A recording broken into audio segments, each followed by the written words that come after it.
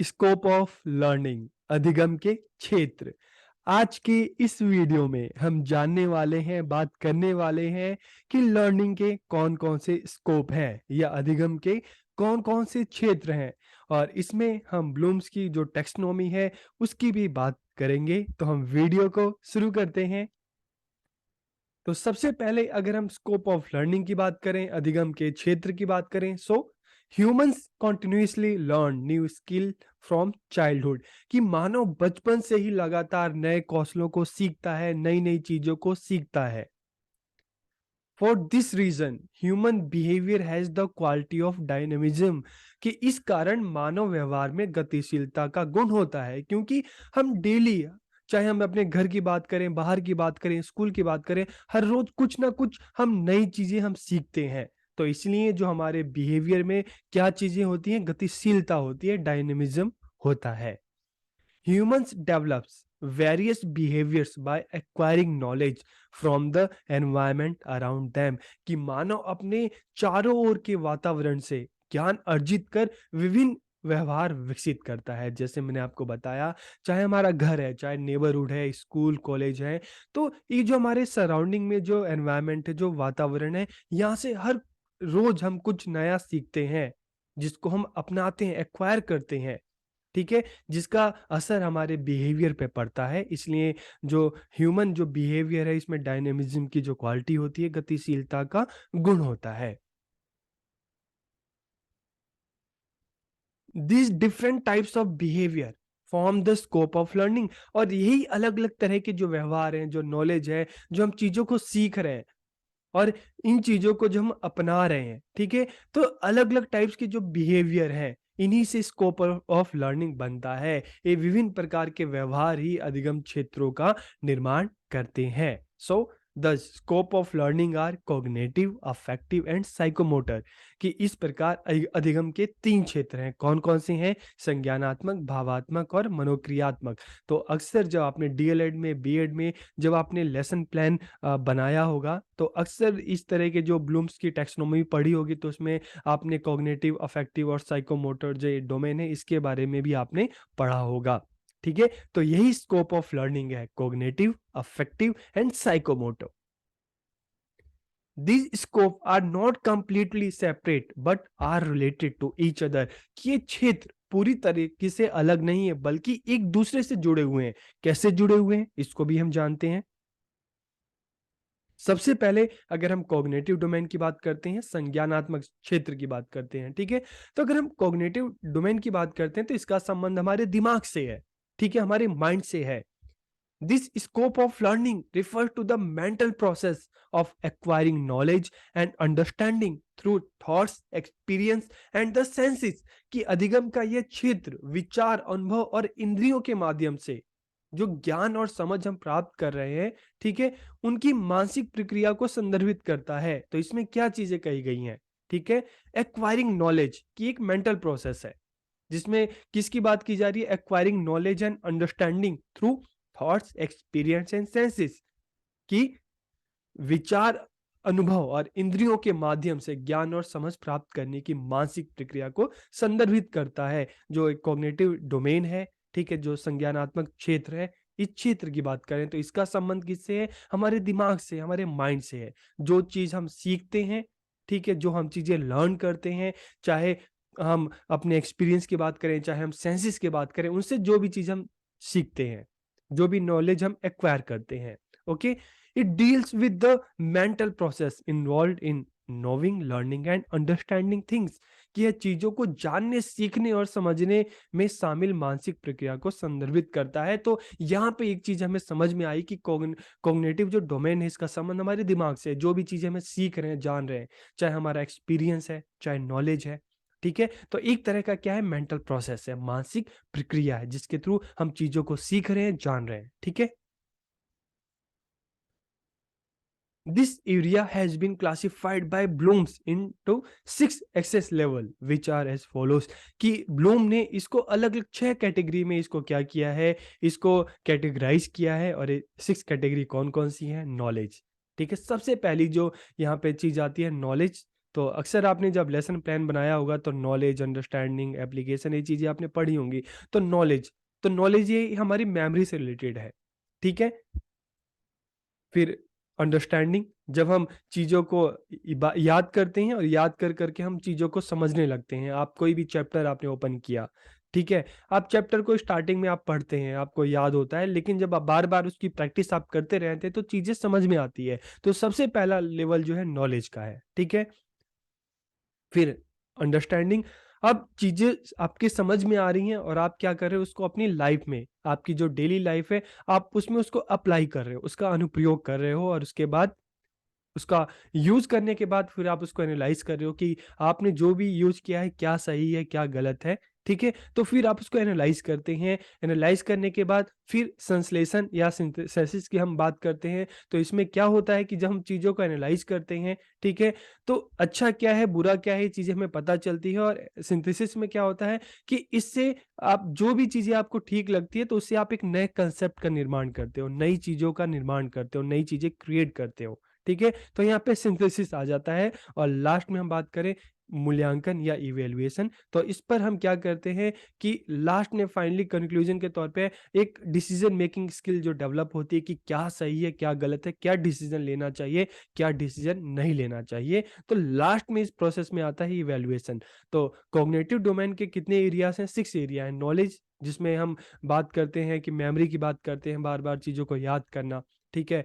अब बार-बार प्रैक्टिस करते-करते हम चीज़ों को समझने लगते हैं, अंडरस्टैंडिंग, उसको यूज़ करते हैं, ठीक है? यूज़ करने के बाद उसको एनालाइज़ करते हैं, एनालाइज़ करने के बाद फिर सिंथेसिस, संश्लेषण करते हैं कि क्या कौन-कौन सी चीज़ें ठीक है, और उससे क्या होता है कि आप एक नई जो नॉलेज है, नई जो जानकारी है, उसका निर्माण करते हैं, और लास्ट में मूल्यांकन में आप एक मतलब डिसीज़न मेकिंग, आप एक लेवल पे पहुँचते हैं कि क्या चीज़ें सही हैं, क्या गलत हैं, आपको फाइनली क्या डिसीज़न लेना चाहिए, ठीक है? एक तरह का पूरा फाइनली कंक्लूजन, ओके? तो कॉग्निटिव डोमेन के 6 एरियाज़ हैं। So in the field of cognitive behaviour this categorization is from simple to complex, कि सिंपल से कॉम्प्लेक्स की तरफ जाता है। सिंपल क्या है? नॉलेज, चीजों को याद करना, ये सिंपल है। धीरे धीरे नॉलेज से अंडरस्टैंडिंग, फिर एप्लीकेशन अप्लाई करना, फिर उसको एनालाइज करना, उसको सिंथेसिस, ठीक है, लास्ट में डिसीजन मेकिंग। तो सिंपल से लेकर कॉम्प्लेक्स की तरफ ये जो है एरिया है बढ़ता है, ठीक है? तो स्टार्टिंग की अगर हम बात करें, तीन तो सिंपल, और उसके बाद धीरे धीरे कॉम्प्लेक्स की तरफ ही जाता है, okay? So it ranges from the level of simple memory to complex problem solving, कि स्टार्टिंग में सिर्फ याद करने से स्टार्ट होता है, ठीक है, मेमोराइजेशन से स्टार्ट होता है, लास्ट में डिसीजन मेकिंग तक जाता है। तो इस सिंपल से कॉम्प्लेक्स की तरफ बढ़ता है, ठीक है? As a teacher it is necessary to have a clear understanding of the cognitive area, कि एक शिक्षक के रूप में हमें इस जो डोमेन है, एक जो एरियाज है, इसके बारे में हमें पता होना बहुत जरूरी है। इसके बारे में पता होगा, तभी हम जो टीचिंग लर्निंग है उसको इफेक्टिव बना पाएंगे, बच्चों को सिखा पाएंगे, खुद भी हम सीख पाएंगे, और खुद सीखेंगे, खुद समझेंगे, तो बच्चों को भी हम अच्छे से सिखा सकते हैं, समझा सकते हैं, ठीक है?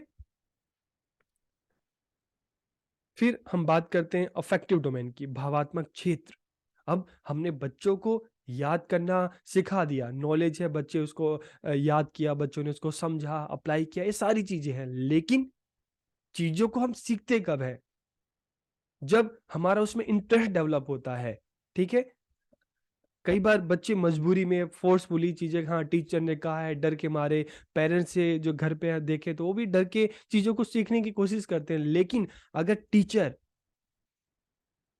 टीचर जो सब्जेक्ट है, ठीक है, उसमें अगर बच्चों का इंटरेस्ट डेवलप कर देता है, तो बच्चे क्या करते हैं, खुशी खुशी चीजों को, उनमें एक क्यूरियोसिटी डेवलप हो जाती है, फिर बच्चे चीजों को जानते हैं, खुद से एफर्ट्स करते हैं। तो अफेक्टिव डोमेन का मतलब है कि जो चीजें हैं, बच्चों की फीलिंग्स के साथ जोड़ देना, बच्चों के भावों के साथ जोड़ देना। तो इसमें क्या है, learning under the affective domain includes changes in interest, attitude, feeling, ठीक है, कि भावात्मक क्षेत्र के अंतर्गत अधिगम में रुचि, दृष्टिकोण, भावनाएं आदि में परिवर्तन सम्मिलित है, कि अगर जो भी चीजें आप सिखा रहे हो, वो बच्चों के, आप उनके इंटरेस्ट से आप जोड़ दो, ठीक है, बच्चों की फीलिंग्स के साथ जोड़ दो, तो बच्चा उसको मन लगा के सीखता है, पूरे डेडिकेशन के साथ, पूरे समर्पण के साथ चीजों को सीखता है। All this type of behaviour play an important role in better adjustment of the student in the society, कि ये सभी प्रकार के जो व्यवहार हैं विद्यार्थी का समाज में अधिक अच्छा समायोजन करने में महत्वपूर्ण भूमिका निभाते हैं। कि अगर चीजें बच्चों की फीलिंग के साथ जुड़ेगी तो बच्चे उसका सीखेगा, ठीक है, और पूरे डेडिकेशन के साथ सीखेगा, तो कहीं ना कहीं यहाँ पे एडजस्टमेंट इजिली होने लगता है। ठीक है, आपको स्कूल तब तक अच्छा नहीं लगता जब तक आप खुद को स्कूल से जोड़ नहीं पाते, लेकिन जब आपको लगता है कि स्कूल आपके लिए अच्छा है, आपके फ्यूचर के लिए अच्छा है, जो सब्जेक्ट पढ़ रहे हैं आपके फ्यूचर के लिए, आपके जो एम है उसको पाने के लिए ये चीजें जरूरी हैं, तब आप अपने को स्कूल से, टीचर से, करिकुलम से, सब्जेक्ट से जुड़ा हुआ महसूस करते हैं। ठीक है, तो एक बेटर एडजस्टमेंट के लिए जरूरी है। Learning is influenced by the feeling, interest, emotion and attitude of the learner, कि अधिगम विद्यार्थियों की भावनाओं, रुचियों, संवेगों तथा दृष्टिकोण को प्रभावित करती है। इसलिए तो आप देखेंगे कि आप सब भी हैं, आपसे पूछा जाए कि आपका फेवरेट सब्जेक्ट कौन सा है, तो कोई कहता है इंग्लिश, कोई कहता है मैथ्स, कोई कहता है साइंस, कोई हिंदी लैंग्वेज। तो क्यों? वो चीजें जो वो सब्जेक्ट है वो आपकी फीलिंग के साथ जुड़ चुके हैं, आपको अंदर से अच्छा लगता है। और इसके पीछे का भी आप कह सकते हो क्रेडिट किसको जाता है, आपके टीचर्स को जाता है, कि उन्होंने उन चीजों को आपकी लाइफ के साथ उन्होंने जोड़ दिया है। तो इसलिए आप देखोगे अलग अलग बच्चों से पूछोगे तो कोई कहेगा नहीं मुझे वो सब्जेक्ट अच्छा है, कोई कहेगा मुझे ये सब्जेक्ट अच्छा है। क्यों? क्योंकि वो सब्जेक्ट आपकी फीलिंग के साथ जुड़ गया है, इसलिए आप बिल्कुल उस चीज को सीखना चाहते हो, जानना चाहते हो।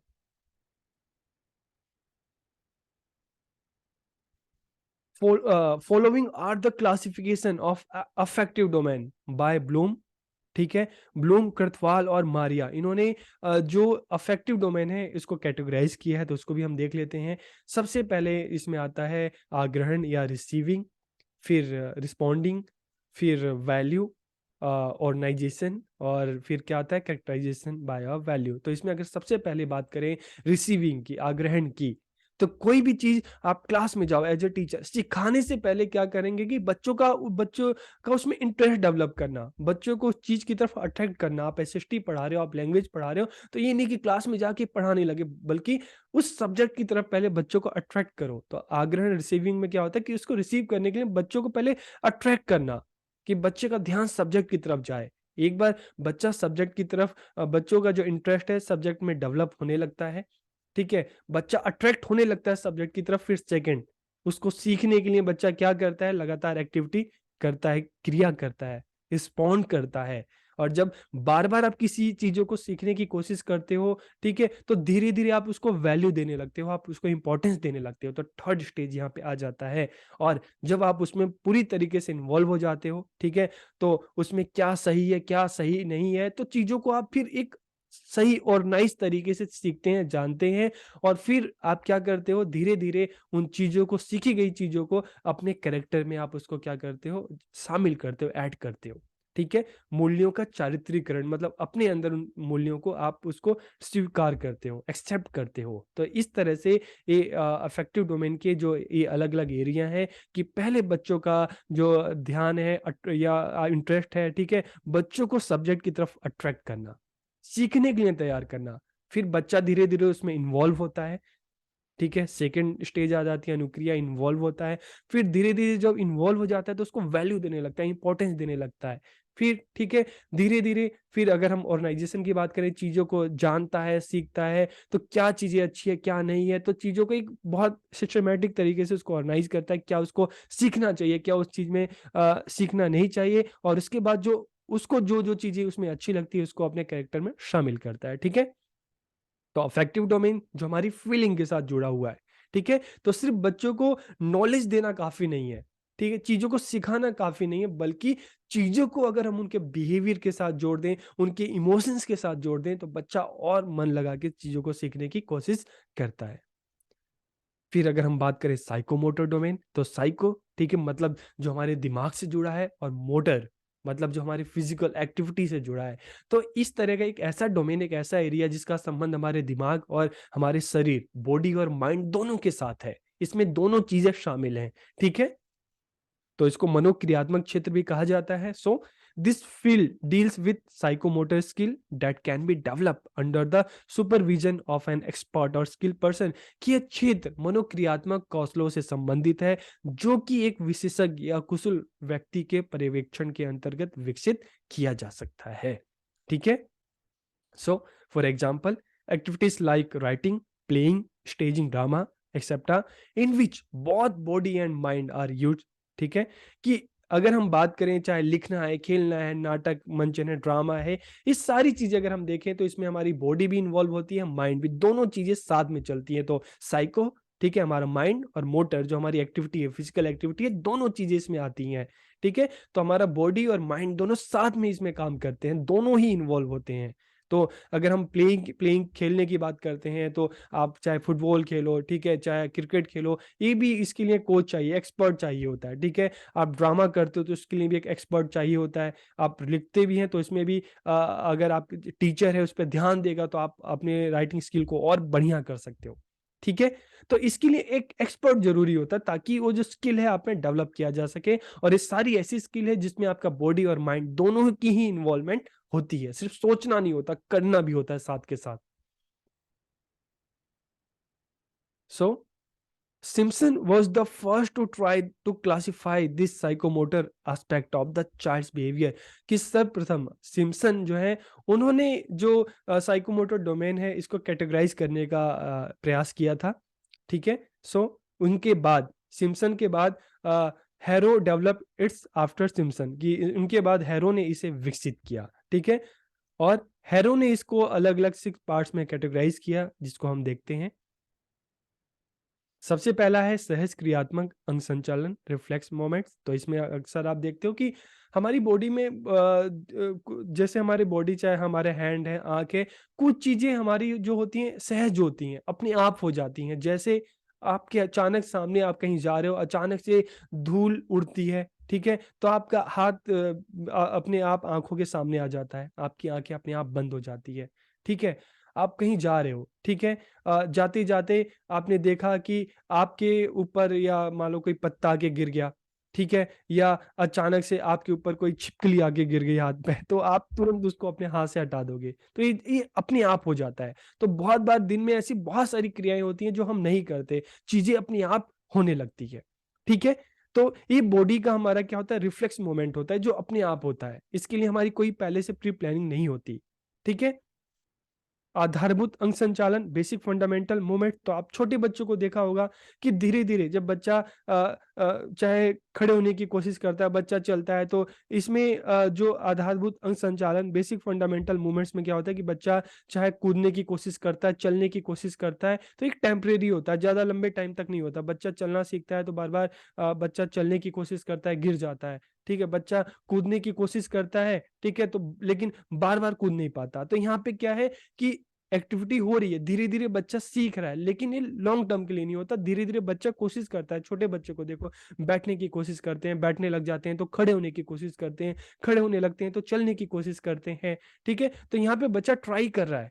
ठीक है, जो फंडामेंटल जो मूवमेंट्स हैं अपने बॉडी की, जो बेसिक मूवमेंट्स होती हैं, जहाँ पे बच्चा कोशिश करता है, लेकिन ये लॉन्ग टर्म के लिए नहीं होती। उसके बाद धीरे धीरे बच्चा शारीरिक योग्यताएं, फिजिकल एबिलिटीज, तो इसमें बच्चा धीरे धीरे जो इसकी योग्यताएं हैं फिजिकल एबिलिटी से धीरे डेवलप होने लगती हैं, चाहे चलना हो गया, चाहे भागना हो गया, ठीक है, चाहे बैठना हो गया, चाहे कूदना हो गया, जंपिंग हो गई। तो धीरे धीरे ये चीजें एक टाइम के बाद बच्चे में ये सारी जो एबिलिटीज हैं क्या हो जाती हैं, डेवलप हो जाती हैं। उसके बाद क्या होता है, परसेप्चुअल एबिलिटीज। तो इसमें क्या होता है, तो इसमें होता है कि धीरे धीरे जब हमारी जो फिजिकली हम चीजें सीखने लगते हैं, एक्टिविटीज जो है हम करने लगते हैं, तो उसके बाद हमारी सेंसेस का यूज आता है। जैसे देखना, ठीक है, चीजों को देखना, अलग अलग जो कलर्स हैं उसको पहचानना।